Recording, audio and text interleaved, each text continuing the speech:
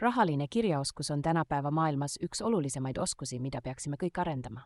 Liiga paljud inimesed elavad palgapäevast palgapäevani, samal ajal kui targad rahalised otsused võiksid neid viia finantsvabaduseni. Alustage põhitõdede õppimisega. Eelarvestamine, säästmine ja targalt investeerimine on teie rahalise edu alustala. Seadke endale selged rahalised eesmärgid ja koostage konkreetne plaan nende saavutamiseks. Kasutage tänapäeva tehnoloogiat oma rahaasjade jälgimiseks. On olemas palju rakendusi, mis teevad selle lihtsaks. Visualiseerige oma rahalisi eesmärke ja unistusi, see aitab teil motivatsiooni hoida. Ärge kartke küsida abi professionaalidelt. Hea finantsplaneerija võib teie raha kasvatamisel olla hindamatu väärtusega.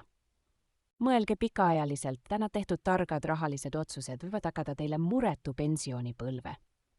Vabanege võlgadest ja vältige uute tekkimist, see on esimene samm tõelise finantsvabaduse poole.